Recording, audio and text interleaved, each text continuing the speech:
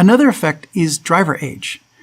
Now, if you look at what happens in some court cases, you'll see graphs like this shown where they say, oh, look at those older drivers. They have a lot more crash rates and the fatality rate goes up.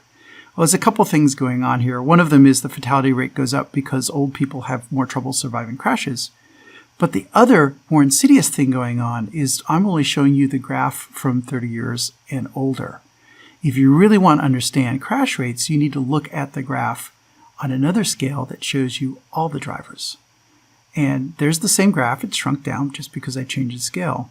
So if you say, oh, those 70-year-old drivers, I don't know, they're old. I don't know if they're a good driver. Now, to be sure, we've all heard stories or maybe seen something about an older driver and we blamed it on age. But age isn't actually the problem on average. Older drivers are awesome. It's the younger drivers you have to worry about. And so the 16-year-olds, 18-year-olds have really high crash rates. So that's interesting. Do you really want to be as good as an 18-year-old? By this graph, I'm going to say, no, you want to be as good as a 40, 50, 60-year-old. The older drivers are actually better. So you want to be better than a middle-aged driver. There's an implication here that's really interesting. People have said that automated vehicles will be better than human drivers because they have faster reaction time.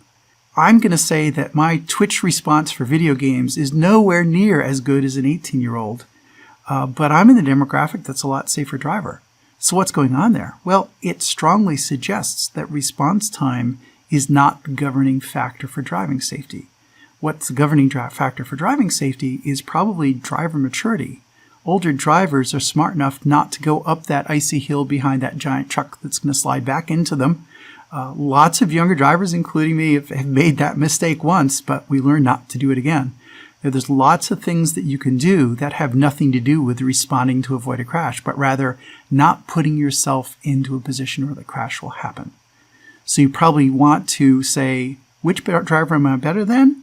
Well, probably a middle-aged driver with some experience.